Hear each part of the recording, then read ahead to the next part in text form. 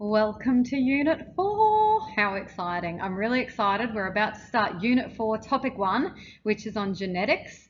I have a new colour scheme. I'm very excited. So let's get into it.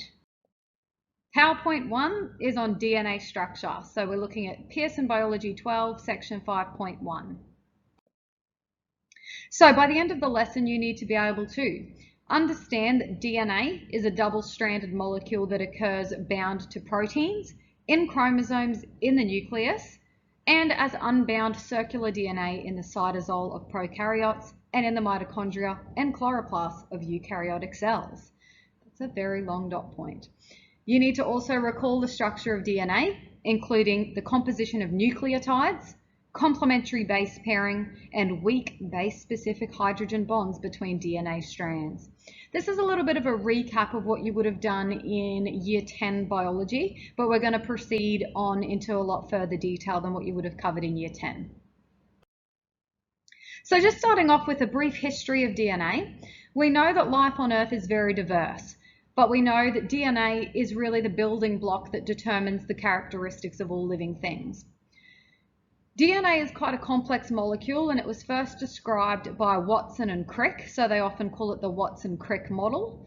And there was also some other contributors that kind of missed out on the glory, such as Rosalind Franklin. Now there's a little video here that you can watch which gives you some background on that, but the general model of the DNA molecule is still referred to as the Watson-Crick model.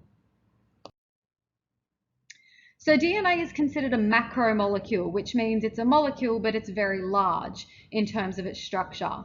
And DNA carries hereditary information from one generation to the next. It gives all the instructions for the cell's activities. And as we go through, more specifically, the DNA is what's going to code for the proteins that make up every part of our body, all of the different jobs that our cells have to do. The genetic code for inherited traits is carried on chromosomes in the cell in sections of DNA called genes.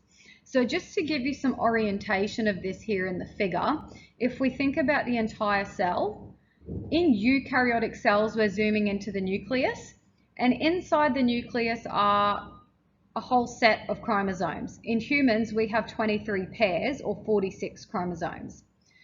And we're going to have a little look later at how we go from chromosomes to DNA. But chromosomes are basically lots and lots of DNA condensed and packed really, really tightly into these structures.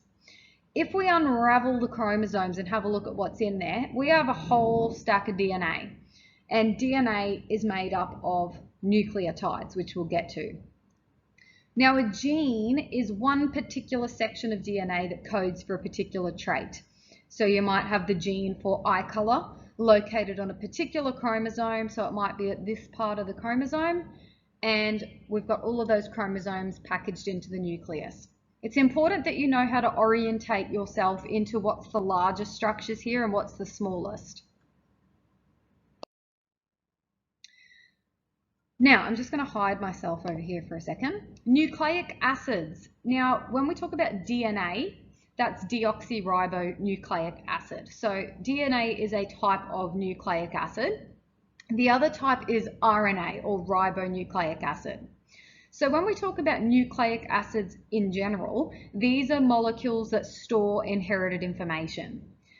There is a really important difference between DNA and RNA, but that's more important in subsequent lessons. Today we're just going to orientate ourselves with the structures, and then we'll talk about what's what and why these are important. Now, over there on the right, you've got DNA here on the left of the picture, and DNA is deoxyribonucleic acid. The reason for that naming is to do with the sugar phosphate backbone.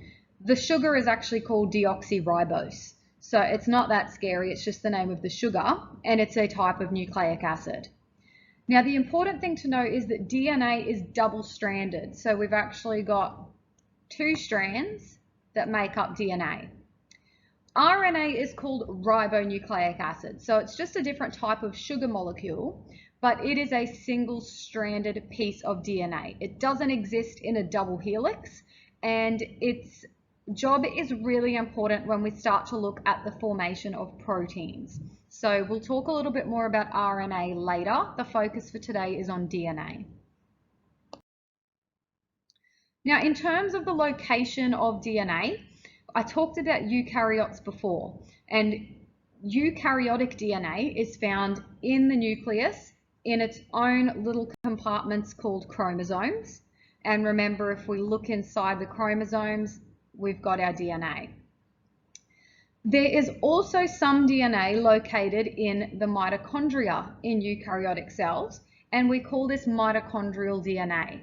This is abbreviated as mtDNA, and there's actually some chloroplast DNA found in our chloroplasts of plant cells. Now, this DNA is called circular DNA. It's very simple DNA, and its role is believed to be responsible for jobs specific to the mitochondria and the chloroplast. It's not that well understood yet, and there's still a lot of research coming out about mitochondrial and chloroplast DNA. Now, in terms of our prokaryotes, these are our simple unicellular organisms like bacteria. DNA isn't enclosed in a nucleus in these organisms. It's found floating around inside the cytoplasm in an area called the nucleoid. And this is unbound circular DNA. So again, it's simple DNA, much like what we see in the mitochondria and the chloroplast. Very simple because prokaryotic cells don't need a lot of instructions compared to our eukaryotic cells. Now we're going to go more into the complex structure of the DNA, and it's important that you know these different parts in order to understand the subsequent lessons. Now, the unit of DNA, we say that DNA is made up of repeated nucleotides, and a nucleotide is simply a sugar unit, which is our deoxyribose, a phosphate unit, and a nitrogenous base unit. And we say that these are repeating because as we go along, we have more phosphates, more sugars, more bases, more phosphates, and it just continues. And that's what we're looking at over here, but this is a more simplified version of this. Now, each nucleotide, as I said, has a phosphate. And on this diagram, they don't even show the phosphate. It's part of the backbone of the molecule. The sugar, which is shown as these pentagons in this molecule, and our bases, which are shown as these different color-coded units in between the two strands.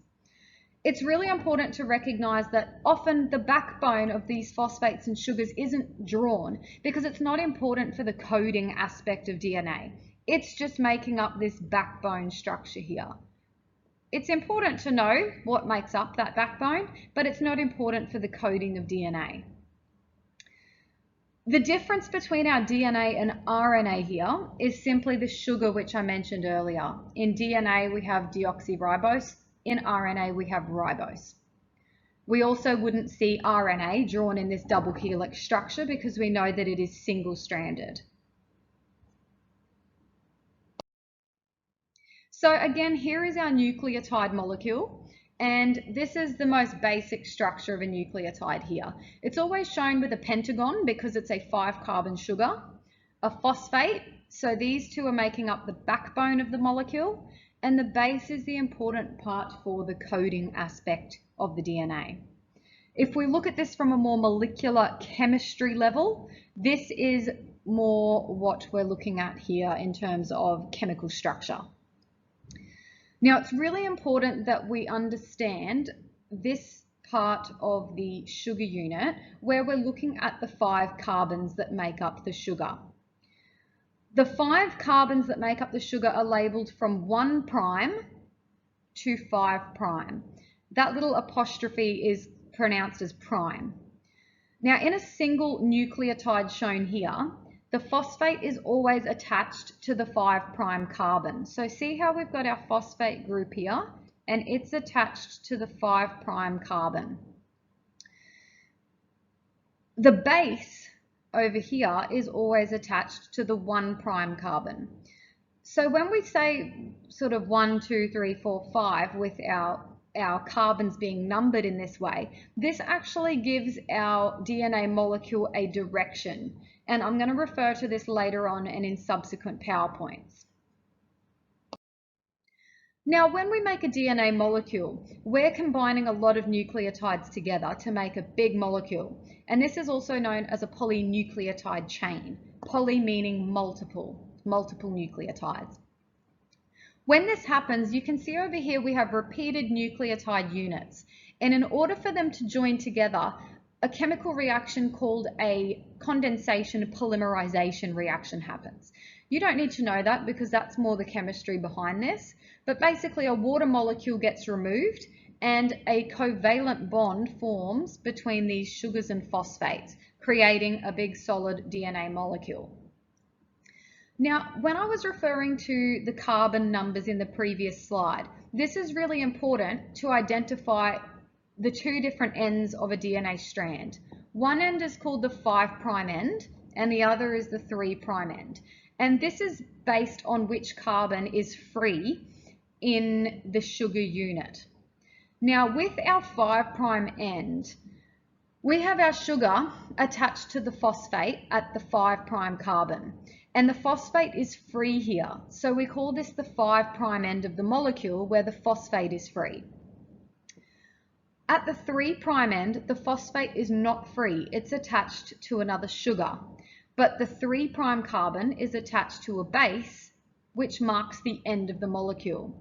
So the 5' end up here refers to the free phosphate, and the 3' end refers to the free base.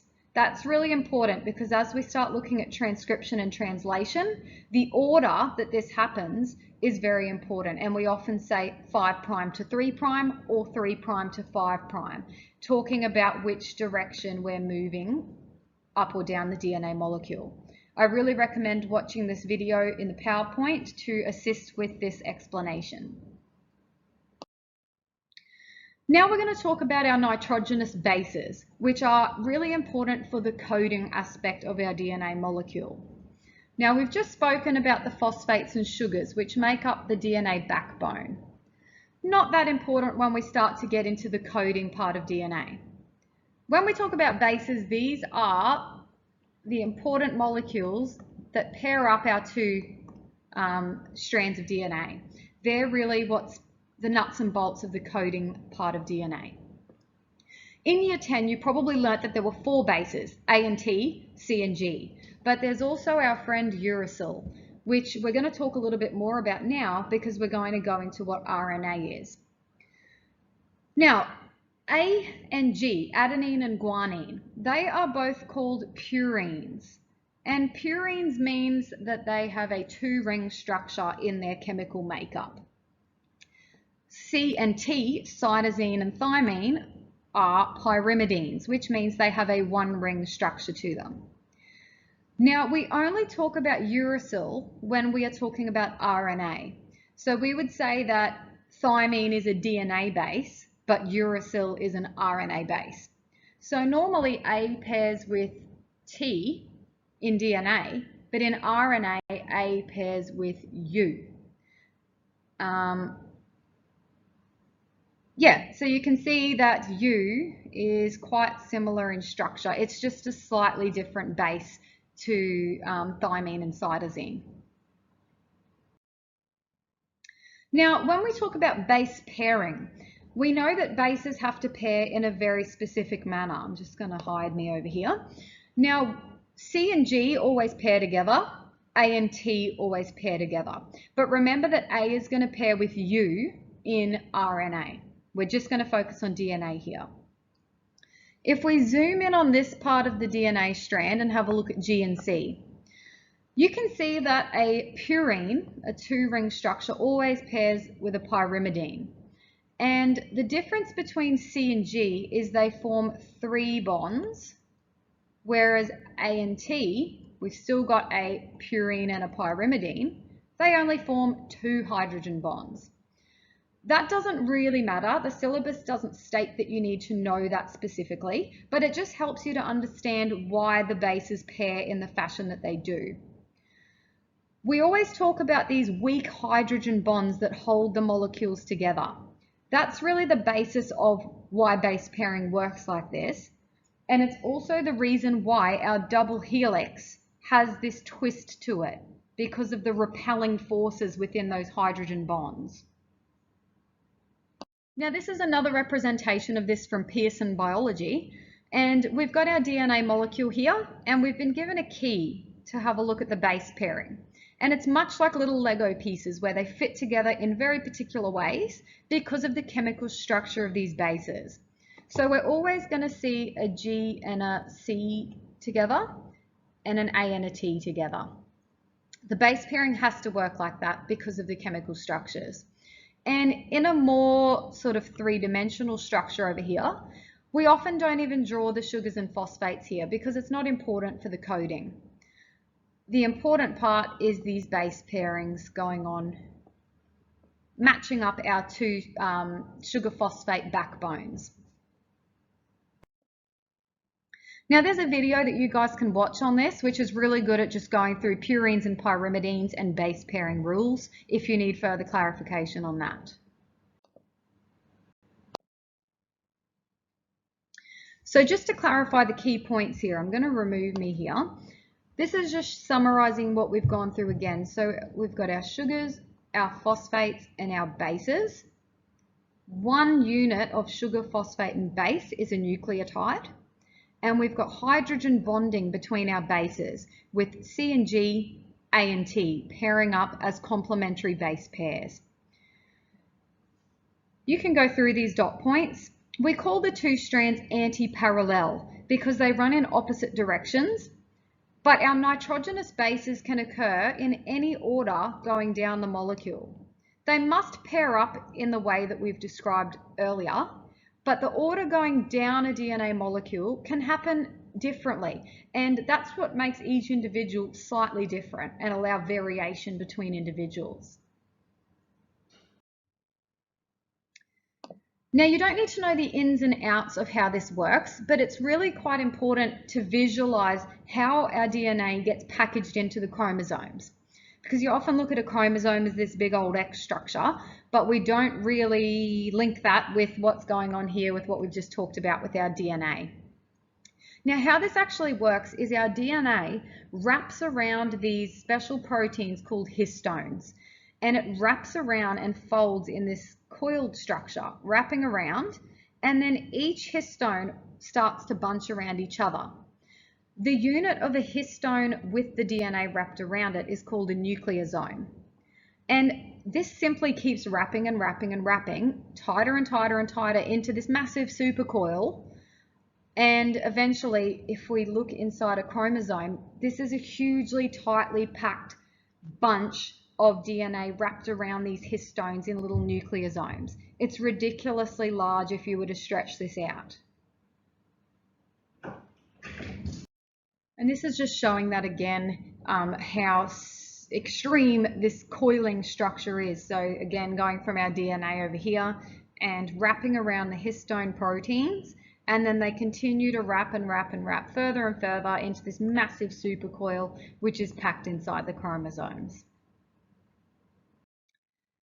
Now in humans, we have 46 chromosomes arranged into pairs. So we get 23 from our mum and 23 from our dad that join together into these pairs, which we call homologous pairs. Now pairs 1 to 22 are called autosomal chromosomes, and they are all of the chromosomes except for the sex chromosomes, which are pair 23.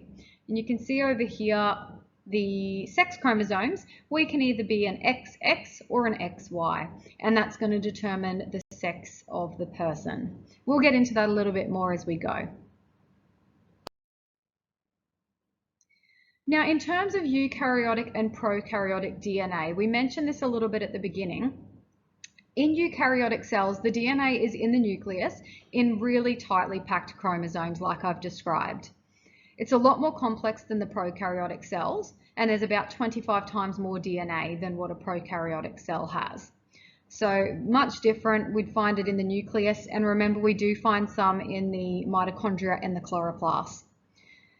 The prokaryotic DNA is found inside the cell. It's not within its own nucleus, but it's within the center region of the bacterial cell, in a region called the nucleoid. It's much simpler DNA. It's called a circular chromosome. And then we also get these small circular molecules called plasmids, but we don't really need to go into that too much.